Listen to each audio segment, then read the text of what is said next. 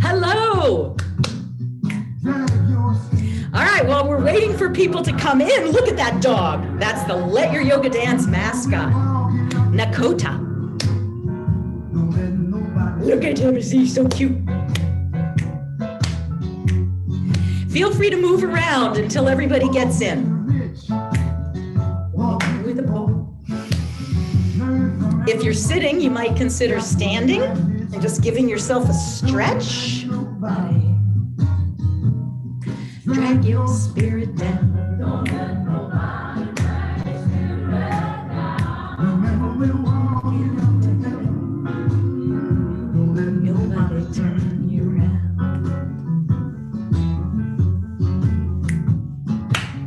Some say yeah, some say no. Some people wait and see which way we're going. Hello, Peggy Sheldall. Teresa, hi. There's Linda, Judith. You're walking up to heaven.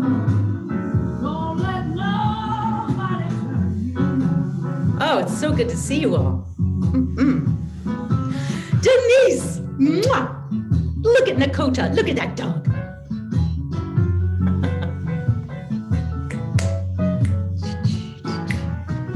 And there's little Luna, another dog. Please bring your dogs. Where is Gaia?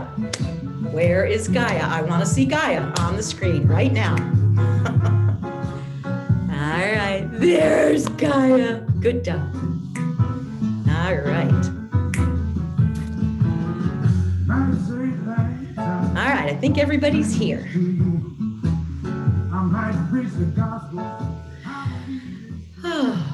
Wow. Isn't that a great song? Don't let nobody drag your spirit down. I just think that is the most amazing thing to remind ourselves of. Don't ever let nobody drag your spirit down. Hi, Betsy. Mwah, mwah. Good to see you, Lubbock. All right, so welcome to the very first Let Your Yoga Dance Salon. And I'm going to give you a little bit of background before I hand the baton over to someone I absolutely love and adore, Gwendolyn. A few weeks, well, must have been about a month ago, I teach often on the JCC, the Jewish Community Center, Manhattan Lunch and Learns. And they always are drawing in those of us in the positive psychology world from the Whole Being Institute. And Gwendolyn took not only my training, but she took the positive psychology certification, and she was teaching. And when I saw her teach about a month or 5 weeks ago, I went, I have to have her come to my people. I insist that she does. And she said she would. And so here she is. So before we go, another moment, I would like to just do a little experiment with each other, just to say hello. Without speaking, could you unmute yourselves? And I'll tell you what to do. Now, we are going to have one dance later on, but most of the experience will be listening and sharing with each other, but it's not going to be a Let Your Yoga Dance class. So I want you all to stay as embodied as you possibly can. And that might mean I'll give you little options throughout. But the first one is to just make connection with each other. So if you can unmute yourself, is that not happening? Do I have to ask you all to unmute? I did in the, Lisa, if you could help me just click on the ask to unmute signs, that would be very nice. I don't understand because I've got a thing that says they can unmute themselves. All right, that's good, that's better. Okay, so this is what we do. You're going to turn to your left when I say go and say, good evening, and then the person's name. And you see these little names at the bottom. So give them your name, but you have to do it. It's not like this. Good evening, Lisa. It's going to be more like this. Good evening, Lisa. And then you turn to the other side and say good evening to who's ever on the other side. And then you look down. We're all going to do it at the same time. It's going to be cacophonous. Then you look down and say to the person below you, good evening. And then the person above you in the little square. Now, if nobody is there, Then you can say, like, if nobody's below me here, I could say, good evening, Mother Earth, my beloved darling. And then you could look up and you could say, hello, God, how are you? Or whatever, okay? Because there are angels all around us, if we know it or not. So, and if you don't know it, let's just fake it till you make it. Okay, do you have the instructions? So we go left, right, down, up, okay? 1, 2, 3, go. Good evening, Mother Earth. Good evening. Good evening, Gwendolyn. Good evening, Margaret. Good evening, Barbara Arnett. Good evening, God. Excellent. All right, and give yourselves a round of applause. Mother Earth. Now you can take your hands, and Mara taught this to us. Mara's on this call. Cross your hands over. Oh, hi, Carrie. Cross your hand. You're right next to me. Cross your hand and see if you can actually touch the very edge of your screen, and you're touching the hand of somebody else. I've got Peggy Sheldall. I'm talking to her, and Carrie. All right. And then just wave at them and send a little blessing to them, even if they don't even know that they're holding your hand. Okay. Excellent. Great. All right. So let's take a breath. And while I do this introduction, I'm going to invite you, and we'll do this different times, to just take your hands and dig into them and do a little what we call medical qigong. Medical qigong. It's this ancient Chinese medicine. And oh, I just got a nice little crackle in my knuckle. It feels so good. So you're massaging your hand. I am so delighted to introduce Gwendolyn VanSant to you. She is an inspiration, and she is a trainer and facilitator in diversity leadership, cultural competence, and coalition building for justice and equity. Living in Great Barrington, Massachusetts, which is just 20 minutes away from me when I live up there in the Northlands in the spring, summer, and fall, she contributes to several teams across the region to promote safety, equity, and trust in communities and workplaces, including the place where I worked for 35 years, Kripalu Center for Yoga and Health in Stockbridge. And I do remember during Gwendolyn's training, she took Let Your Yoga Dance Teacher training with me and is now a member of the Prism tribe. Gwendolyn would like dance like crazy all in the morning. And then she would race off to work with the executive team at Kripalu to help them with DEI. So Gwendolyn has worked with corporations, schools, colleges, and universities, law enforcement, hospitals, teaching and leadership institutes, and a whole lot more. So in addition to designing cultural competence training, she is a frequent speaker and longtime activist, deeply rooted in racial justice. So I'd like to now, with no further ado, turn the baton over to her. And I can't even see her on the screen. Oh, there she is. So thank you, Gwendolyn. And off we go. All right. So thank you for that beautiful introduction. I'm so excited to be here. And I'm excited to be working alongside Mega whenever I can. I'm going to jump right in. I got to see you all for a second while we were saying hello, but I'm going to be sharing slides with you. So yeah. All right. So thank you. So when Mega was inspired to start the salon, I'm really honored to be the first person to present. And we really loved our title that we came up with together, Building Bridges of Compassion and Belonging for a Just and Joyful World. And there's some really essential words in here. You'll hear more later about why bridge is so important to me. And then Mega is our Chief Joy Officer, which we can all feel. I was just saying to her last night that she dances and sings even in her emails. It's quite amazing.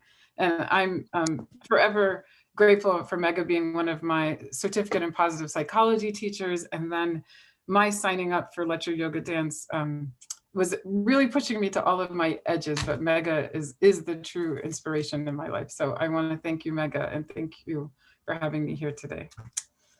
So, so I had that beautiful introduction by Mega, and I wanted to just introduce myself in a way that I'm going to ask you all to introduce yourselves in a few minutes as well. So a lot of the work that I do in cultural competence work and all that Mega described is helping folks get in touch with their identity, right? And for us to really understand that any of the cultural work, equity and justice work that we have to do, it starts at home with ourselves, and we have to really know who we are first and how we relate to that and what meanings attached to that for us to be able to really effectively relate to anyone else. And so that really reduces the othering when we put ourselves at the center of the story. So for the identities that I'm going to ask you to share later, I'm just going to say, I'm a Black woman, right? African-American. I land pretty squarely in the middle class these days. My gender identity, as I said, is a woman, a cisgender woman. My zip code, as Mega said, is in the Berkshires, 01230, right? I am a bunch of things as far as religion goes. I was raised Southern Baptist. I'm Unitarian Universalist now. But I visit, I think, so many different religious organizations that I feel a member of many. I'm heterosexual. My ability, I'm a pretty typically functioning person. And then I'm going to turn 50 this year. So that's how I'm going to introduce myself. Those are all my identities. And then the roles that I play, I'm just going to choose the ones so important to me. I'm a mother, and I'm a daughter, and a sister, and a wife. And I feel like those are the things that really guide me and bring me back to my core all the time. I obviously have a lot of work roles that Mega described as a community organizer and a trainer. But really, when I think about the roles that are most central to me, it's really where I'm located in my family. And then many of us here, probably all of us, know the character strengths. And if you don't, you really should do your VIA character survey, or even if you've done it, you should do it again. But these are my top 5 signature strengths: creativity, judgment, perspective, honesty, and kindness. So that's what I lead from, and I'm constantly working on those lower strengths. And I talk about one of them being a sense of humor, but I think after all these years, I think I've actually elevated it a little bit. And then the last thing I think I want to say, again, Mega did a lot of this already, but the certifications that are extremely important to me, which are a little off center in equity and justice work, it is both the certificate in positive psychology and the Let Your Yoga Dance, because so much of the work that I ask people to do is intense, and there's a lot of emotion attached, and confusion and unlearning, and so there's disorientation involved in that the positive psych work really gives the underpinning, and I'll talk to you about that later. But it was what lifted me up in a time where I was feeling a little burnt out in this work. It gave the science behind how I wanted to approach the work, and how I think we can all preserve our humanity as we go on these justice and equity journeys. So I feel like both SIP and Let Your Yoga Dance have been essential for me being able to continually persist in this work. And I just wanted to share my Angelou's quote here. My second youngest and my second daughter's named after Maya, so I always am looking for her quotes, but this one really resonates with me tonight, which is, love is that condition in the healing spirit so profound that it allows us to forgive. So as we move through conversations, I want us to think about that one of the most important things to do in justice and equity work is release these ideas of guilt and shame and fear, so that we can actually lean into building our own humanity together. So I just love that quote about forgiveness, because we have to always practice forgiving ourselves and also forgiving those around us in the history that precedes us. So that's a little bit of an introduction to me and how I approach the work. And I'm going to move to my next slide. I really love these.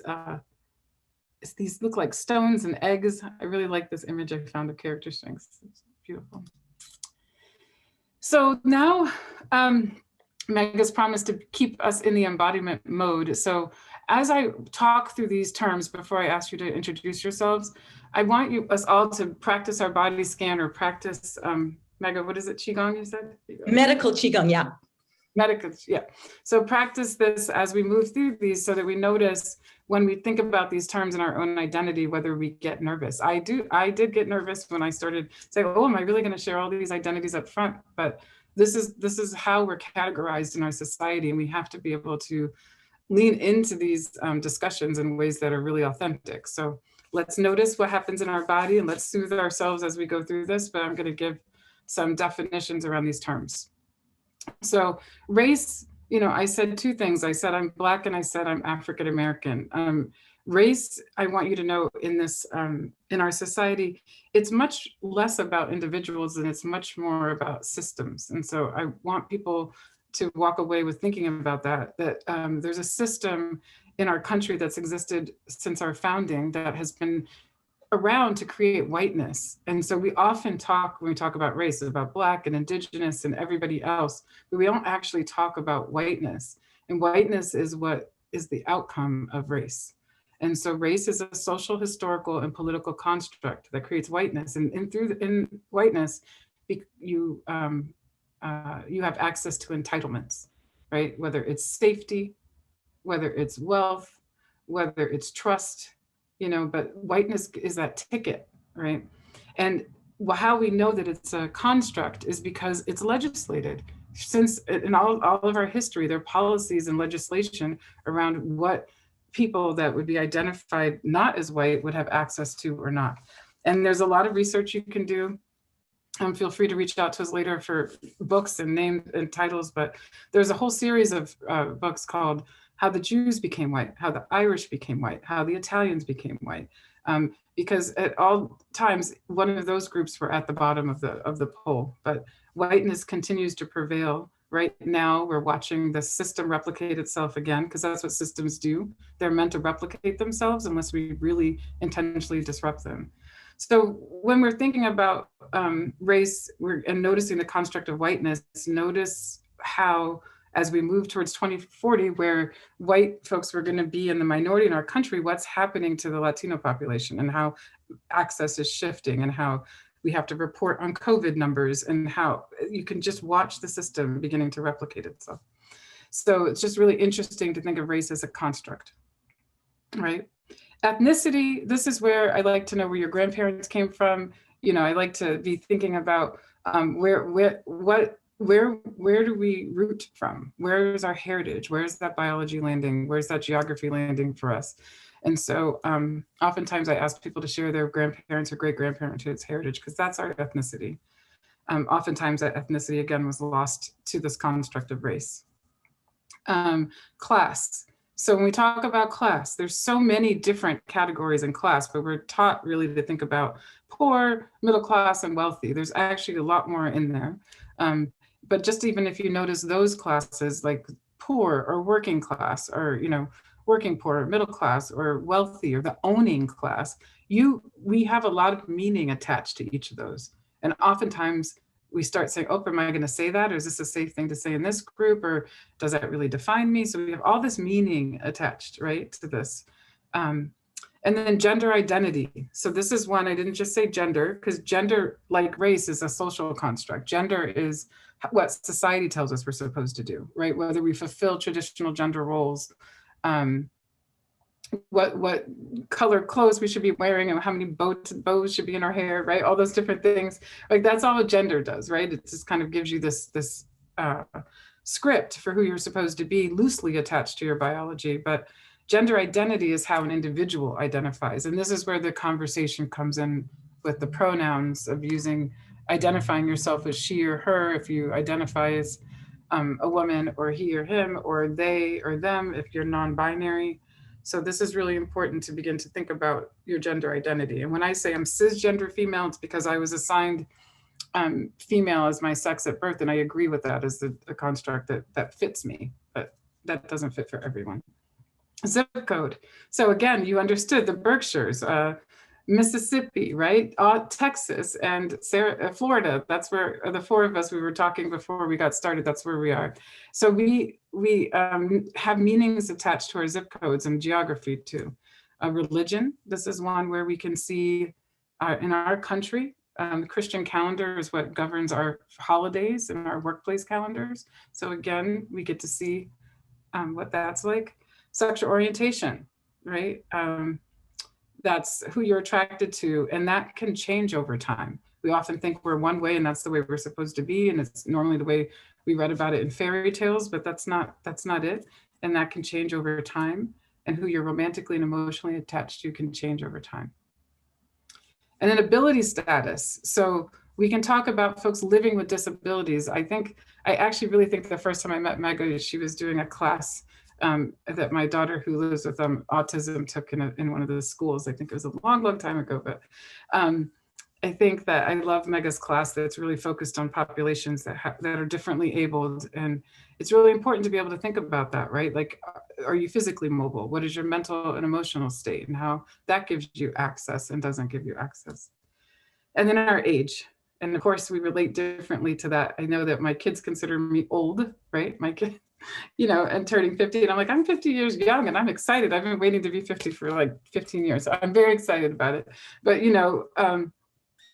age matters, and generations matter, right? And generation by generation, each of these categories I just talked about, the meaning differs, So this is, I just want you to have a little bit of this shared language around diversity and some of the hot topics. And then to notice, like when you're thinking about your own identity, how you relate to these different areas. How do you relate or resonate with them? So, any thoughts about this?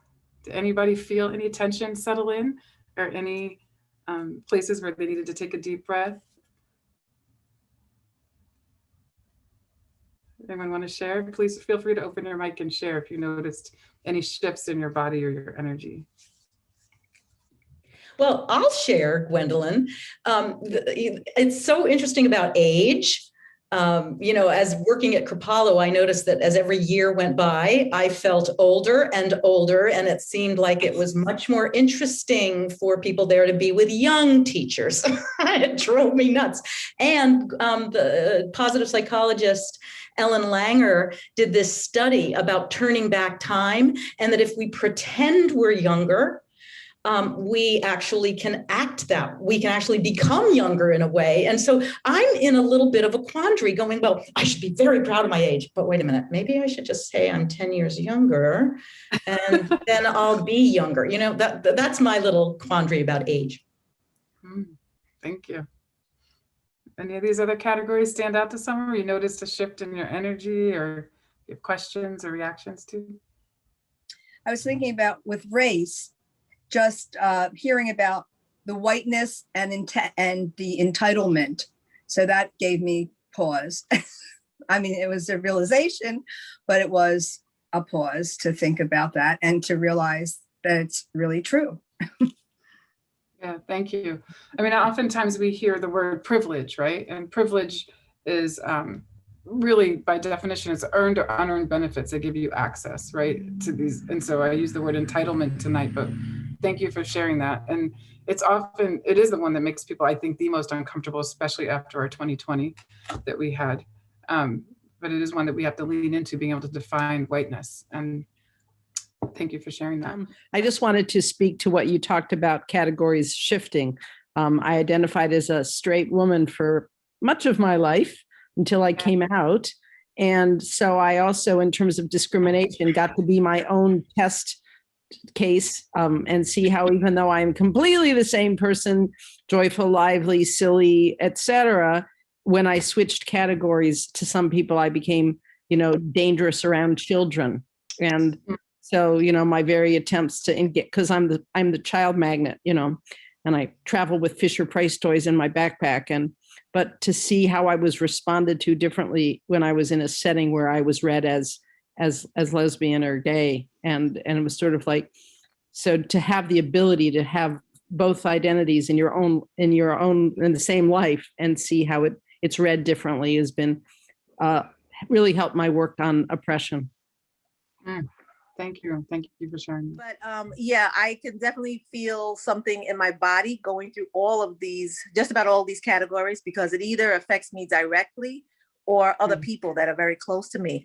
As age-wise, I've approached 60 now, so I am in that stage of coming to realize that I am of that age group where I'm categorized as a senior citizen or that older person, or on TV, the old person, they're 60 years old, and I don't feel that way. But I think all of these are constructs that influence us, influence how we feel about ourselves, and influence how we feel about other people and the environment. And the zip code, I embrace where I am from, which is the South Bronx. I know all of the racial, excuse me, all the racial, connotations that are associated with it. But I'm very proud to be part of the South Bronx. It has not always been what it has been made out to be. It's a beautiful place. And of course, the racial and the cultural part. The racial, I'm really affected, of course, because of everything happening previous to George Floyd, post-slavery. And something that I've just realized about my background is that my ancestor is the first, his name is Joseph Rainey, who was the first African-American congressman in this country. Wow. And so I found that out throughout this journey, which I'm very proud of. So, my body is going through all kinds of things. My heart is beating a little faster, and just because of the changing times. So there's pride, there's anger, there's fear, there's confusion, there's exhaustion. So thank you for that. Well, I have to say that I have to agree with Mega about this age thing. I got an issue with it. My ass ain't old. And even though I'm 68 years old, I have this thing about sisters of mine or women that I know who get to a certain point and they all of a sudden start bending over, and I say, is your back hurting? No, girl, I'm just old. I said, well, stand up. Start dressing, looking like they somebody's great grandmother all of a sudden, and for no reason, and losing their joy in life. And I want to, my expression is, I'd be damn, I'm going down with a fight. I'm a two-time cancer survivor, but I'd be damn, I still got it. And capital I, capital T for everybody who knows what it is. That's Bonnie, and she's got it going. She really does. My sister Gwendolyn, when your kids talk about you being old at 50 and you were looking forward to being 50, hell, I'd look forward to being 50 too. Also, zip code thing. Okay, I'm in Louisville, Kentucky, 402. Oh, yeah. So I'm in a zip code where the majority of the people believe in and worship someone who does not acknowledge my humanity as a person. Mm-hmm. And I mean, it is 100% the case here. And I don't fit in here, but this is where I live, but that's my zip code. And I do everything I can to fight against that zip code. So thank you so much for coming to see us this evening. And I look forward to all the rest of the discussion. Oh, thank you. Thank you for sharing. So the only thing that really rang my chimes, because I'm 72 and I don't mind, but is the word class. I find that very disturbing, just the whole thing about class. I don't know what class I belong in. And what is that a personal decision? Is that a political decision? Is that an economic decision? Where does class start and end? That's a really great question. I guess, Megan, I'll be back for part 3, right? I think there's a great book called Caste that you can read. And then it's all of the things that you just described, right? There's income level, there's generational wealth, there's attitude, there's family values, all of those things play into the socioeconomic background, right? But you have to be really honest about, in this country, what's valued is what you own, right? And what you earn. And that gives you a lot of, again, entitlements and pathways that other folks don't get. So even if class is uncomfortable for you, there's something about having that privilege even in of itself to say like, oh, I don't want to be defined by my class. Any of these that you say, I don't want to be defined by these things, that's intrinsically a privilege, right? Because other people don't get that luxury. So thank you for raising that, Barbara. And so I wanted to share this with you, partially because I like the image. And another part is that you all just trusted each other in this beautiful way and shared what I thought we might do in a small group. So we're not going to do this right now, but I wanted to, you just did it. We talked about your identity and some of the roles. I think it's really important to go back, take away the social identity markers on that list that I had, and think about that internal identity, which we really get a nice insight into with the character strengths, right? What really makes up our diversity. I was so inspired after SIP, which is a positive psych course, to go back and say, okay, the way we're going to talk to our young people about diversity is about their character strengths. And so I went back and revamped my nonprofits program to the Happiness Toolbox. And all of our kids talk about their 24 character strengths. And every day they wear a strength on their sleeve, and they practice it, and they strength spot it. And that's the diversity that we teach them to really recognize and spot in each other.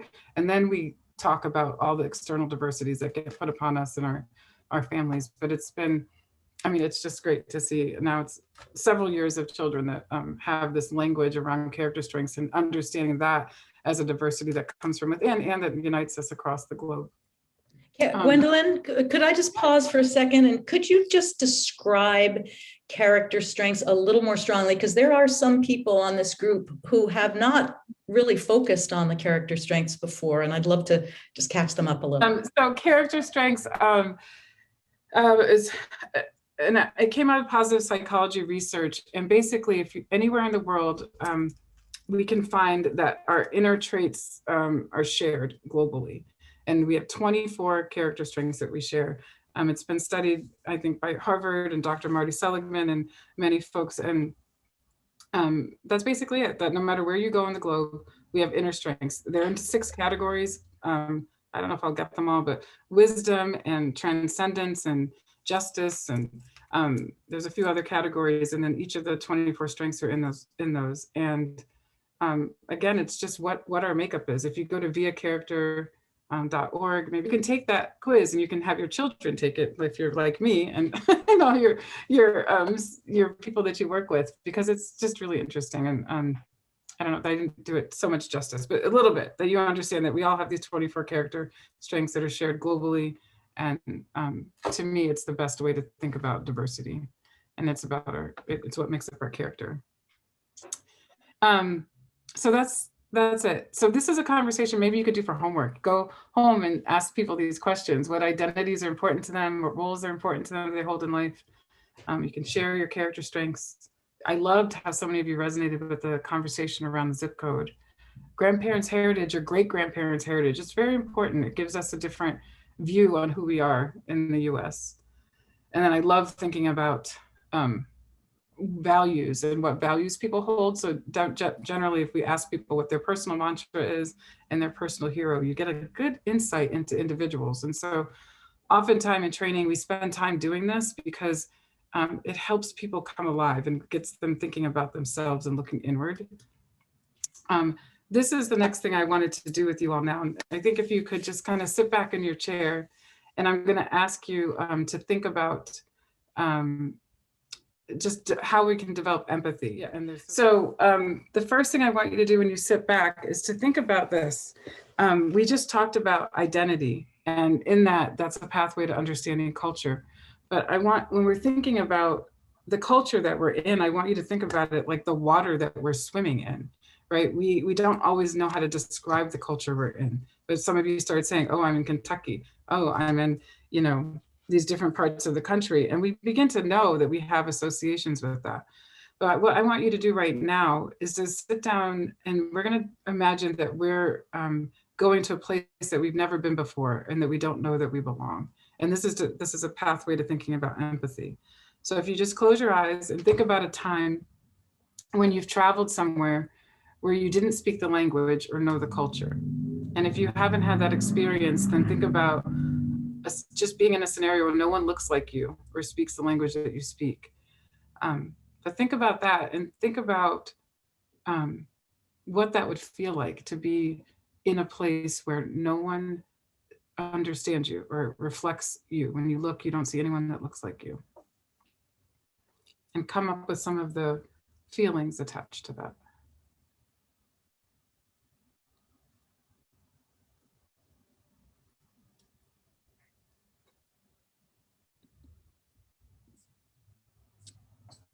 And I want people for just a second, we're just gonna take just a minute to do it, but can you share some of those feelings? What would those feelings be if you were in that position? Did you want us to share in Open the up your chat or aloud? Out loud, out loud. Just in kind of one word though. What would that feel like? Fear. Insecure, Lost, Isolated, vulnerable, Lonely. Anxious. And Fearful, curious, Prayerful. disbelief, panicked, brave, Mhm. Confused. excited, Excited. I like that. Alien. rage, What was that one I heard? outrage, Outrage. Yeah, so thank you for sharing all those. So that I ask people to do that because when we think about culture, so this is going to be a bit, right? When we think about culture, again, it's a set of attitudes, norms, and beliefs, right? And wherever there's a group of people, culture is established. So when you talk about even that experience I shared, right? If I walk into a space and it's all white folks, right? And the institution is all pretty much white folks, right? From like registration to getting to my classroom, right? I start being like, uh-oh, right? And some of these emotions start coming up, right? So imagine if that's your day to day, right? If you're the only person in a workplace, right? If you're the only person in your church group, if you're the only person in your neighborhood, that's a way to develop empathy is think about those times when you've been in those positions. And then, so those feel like, okay, those are anomalies maybe, like when you sign up for a class, you end up in a department, a workplace. But then when I want to go back to this conversation about race for a second, our country is based on white middle class norms. Every institution in our country is based on white middle class norms. When you know, again, an example of how I can evidence this for you is that when you go to college, there are all these programs to help first generation students be successful, right? If they're white, they're giving the middle class norms and values. If they're not white, they're getting the white middle class norms and values. But there's programs, I forget the names of them, right? But they shift, but there are a lot of programs and different ones. That's really getting folks to assimilate into this culture. So if you're not from the white middle class, all those emotions that you just shared, right, are what are the menu for individuals, right? And oftentimes people have to deal with that before they get to their class or before they get to their coffee at work, you know. And I think that's the way that I'd like you to think about empathy, is like being able to walk in someone else's shoes, because we've all been there at some point in our life. But do you have to walk that path every day of your life, right? Is that something that you have to experience all of the time? So that's where I feel like when we want to kind of relate, and we're not sure how to relate to some experience we don't know, or it's our blind spot, we've all had experience where you can develop empathy, right? And to understand what that is like. You all were able to do that in this moment. And sure, it may not all be negative. There was some, I missed one, but I heard excitement, curiosity, right? They're a mixture of emotions, but you understand the layers that people have to go through. So when our country is based on these white middle class norms, and any institution of which, when you engage these actually are measures of success, right? Then the layers get deeper for people, right? To be able to attain that success. So I just wanted you to think that through. And then again, I think it's time for a little release and some self-care. If you're thinking, if you took yourself to those places, and I'd like you to close your eyes again. And just to kind of counter that, I'd like you to think of home. What does home feel like? So just take a moment and close your eyes and think about home. And what does that smell like? What does that sound like? What does that feel like? What are the old familiar sights that make you smile? What's the smell of a home-cooked meal?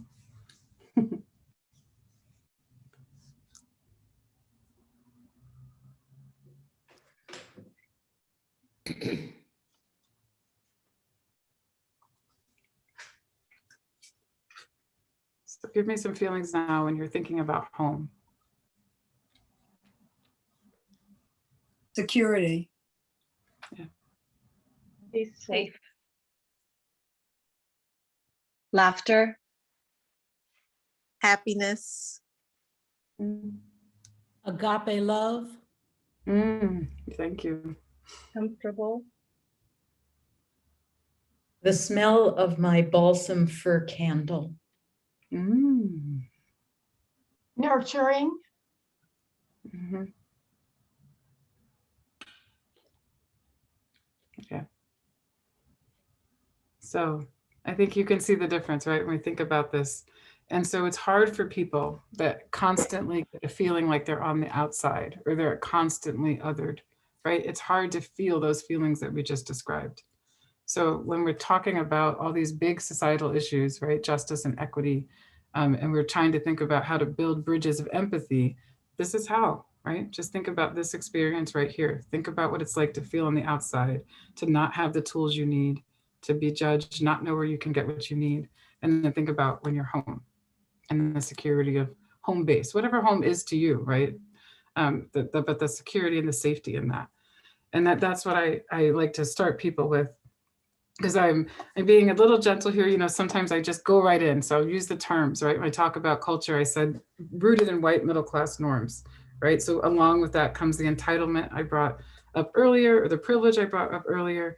It is actually what I talk about a lot in my racial justice organizing as white supremacy culture. And that's often hard for people to hear, because people, when they hear white supremacy, they hear hate groups, right? Really definitive hate, right? And that is true, right? But that's not what white supremacy culture is, right? A white supremacist is someone that has membership in a hate group.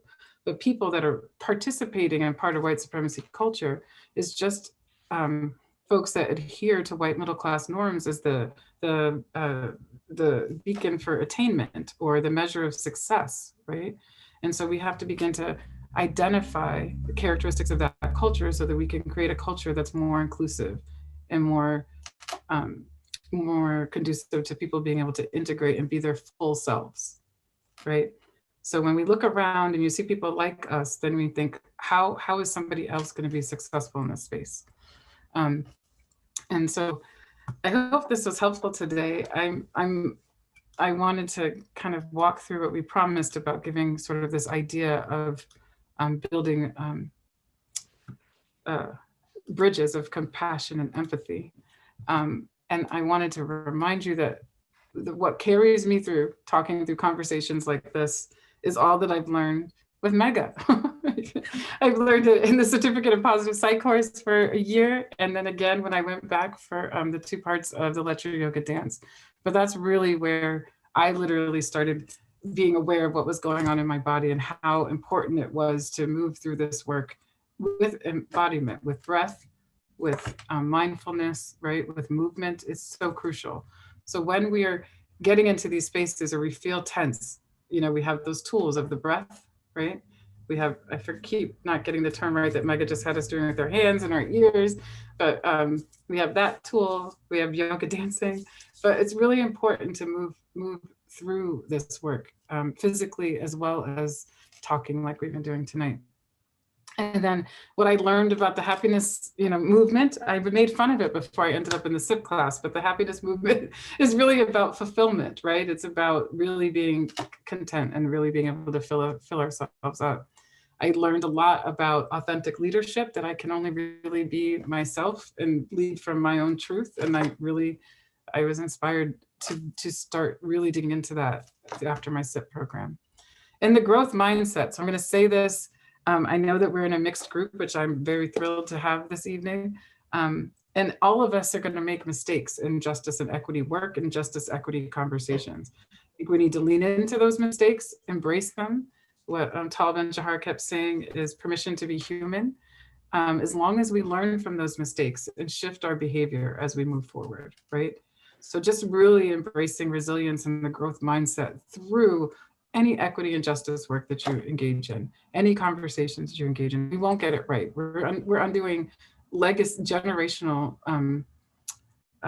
trauma, right? And generational isms.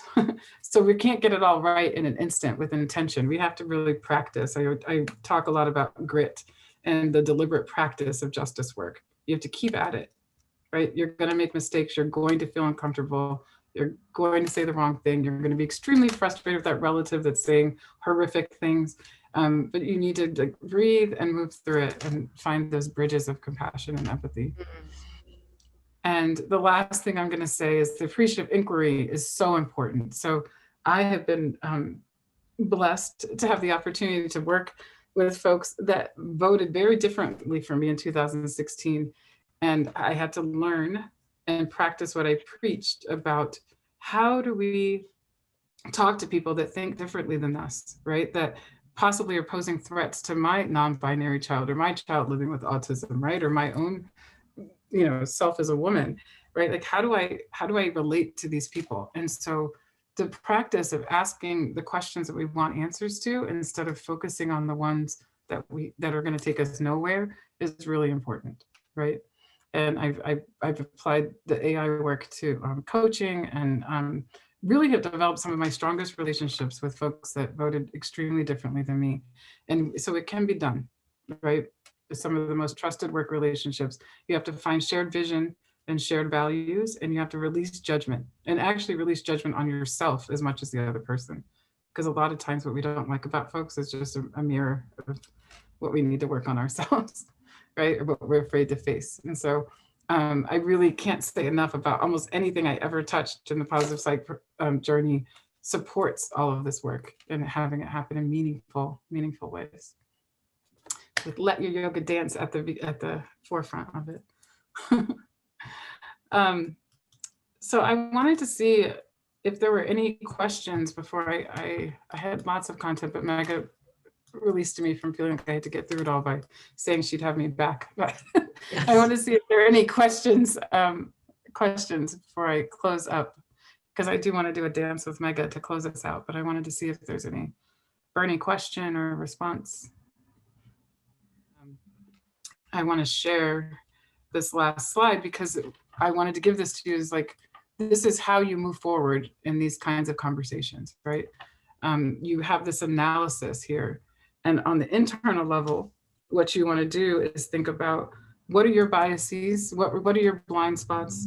What are your values? You know, what's your identity? And continually be sort of in a self-discovery, self-education, awareness building state. So that's the first piece. This is an equity analysis that helps you is like constantly looking internal to see what's going on for you.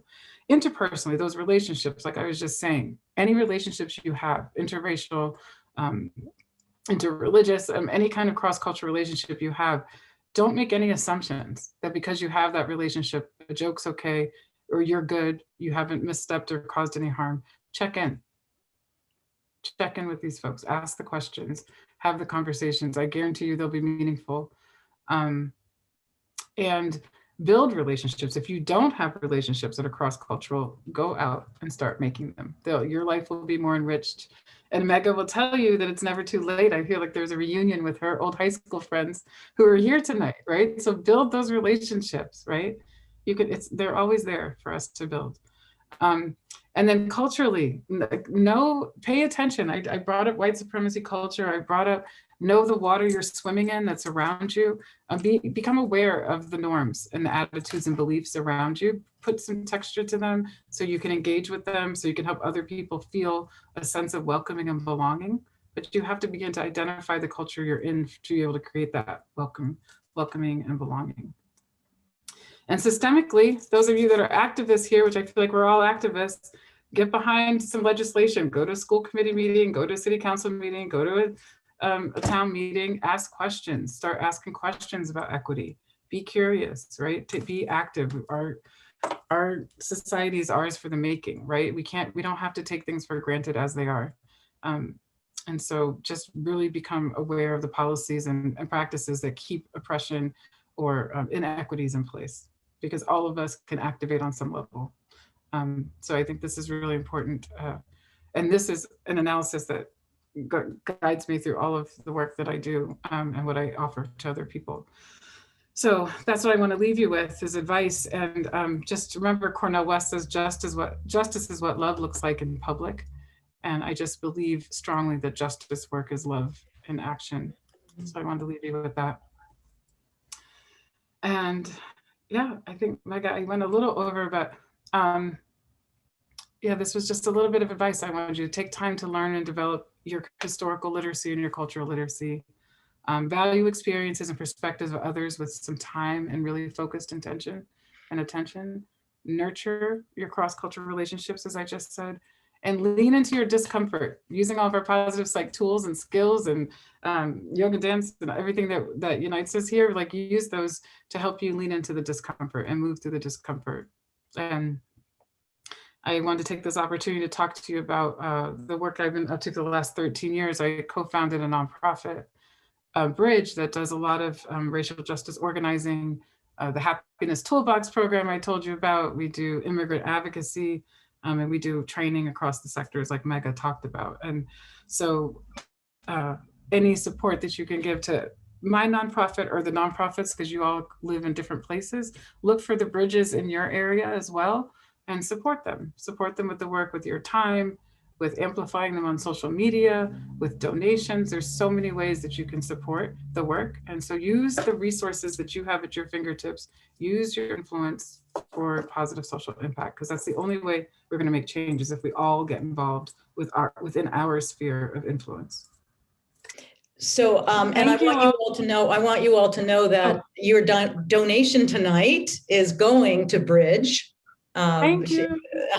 Gwendolyn said, "Oh, don't give it to me, give it to Bridge." And so, and anytime you want to give more, that's great too. So, can you all see Gwendolyn?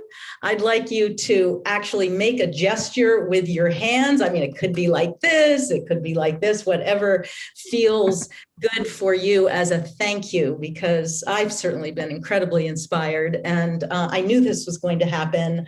I want her back for another salon, for Gwendolyn Part 2. So she'll be back. I'm not quite sure when, because we already have next in June, write the date down, June 8th, our next event, our next salon will be with the illustrious Linda Worster, who many of you know. She's a singer-songwriter, and she's a great part of our Let Your Yoga Dance community. So she will be giving us a concert, and we'll be moving, and it will be lovely. So June 8th. 6 o'clock. So Gwendolyn, before we go into this next movement piece, I did want to just highlight something that you and I spoke about. And I think it's important. Some of you have read this book. This is a wonderful, wonderful book.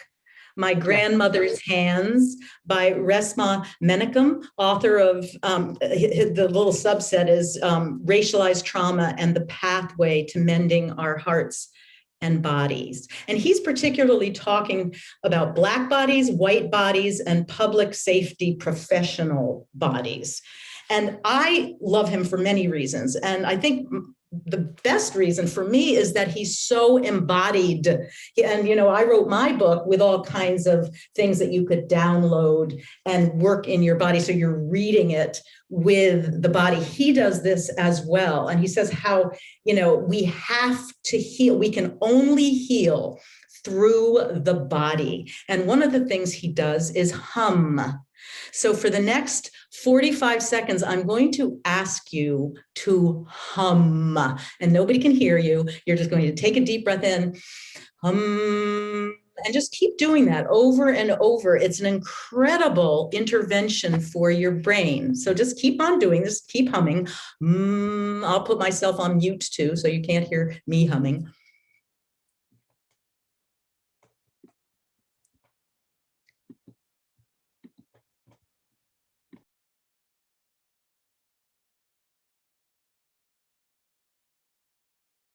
You should notice that the hum might be felt up here in your head, but then it will go down to your feet. It will just move all the way down through your body. And it's very soothing. And we need to soothe ourselves over and over and over through all the trauma that we have had to deal with. So humming is just one of his wonderful interventions.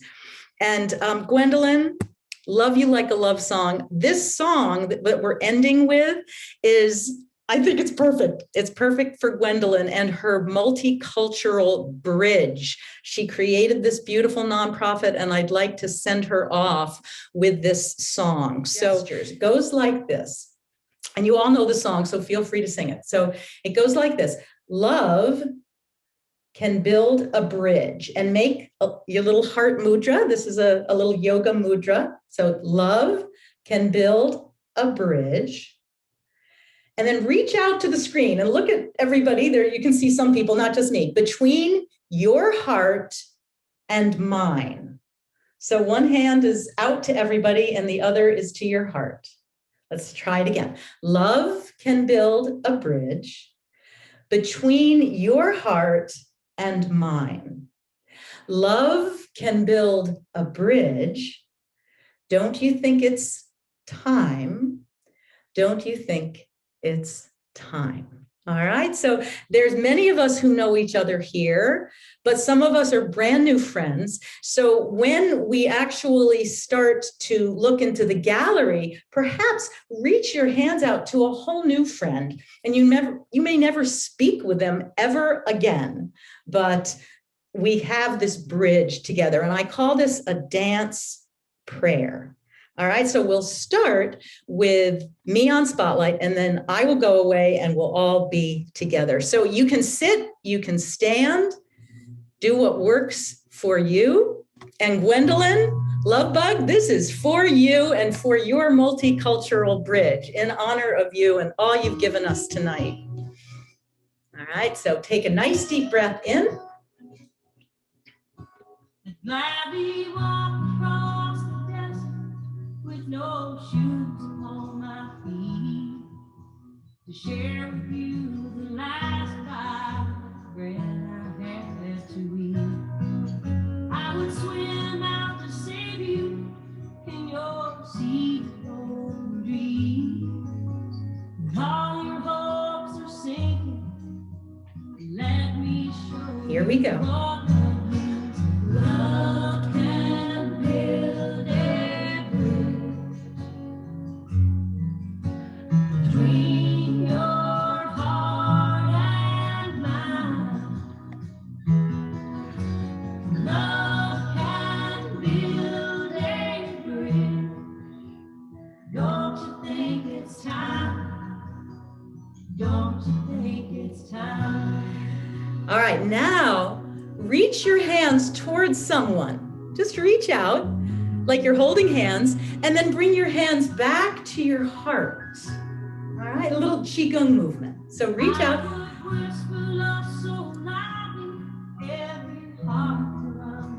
And then look at someone else.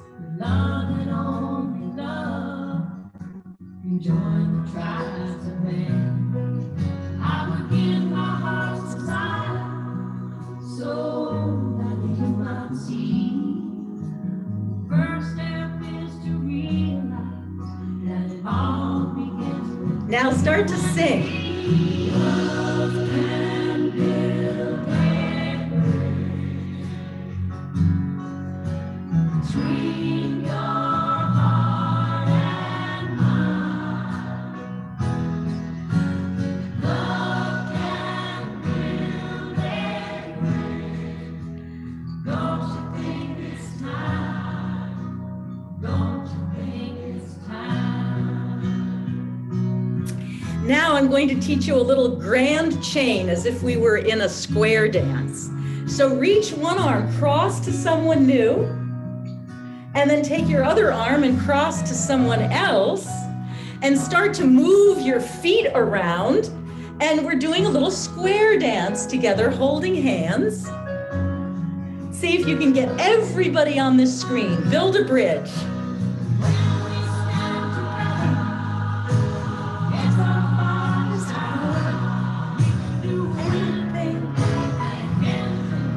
And back to our chorus. Now sing it loud. Here we go.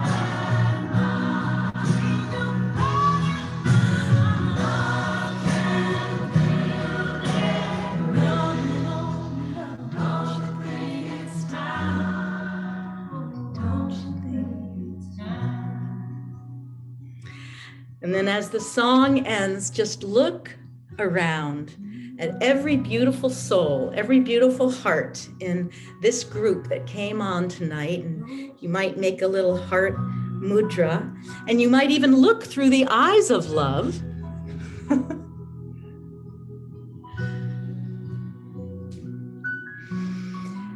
And then close by bringing your hands back to your heart, closing your eyes, and remember to be kind to yourself. As Gwendolyn said, this is difficult work,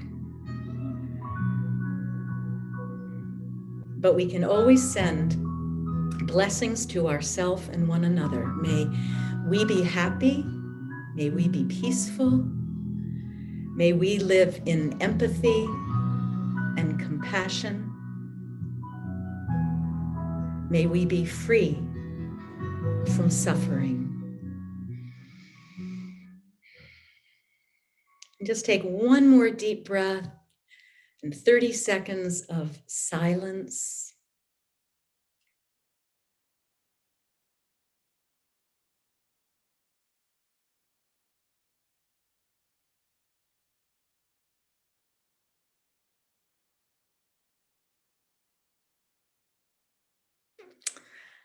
And namaste, hakuna matata, ashe, ashe.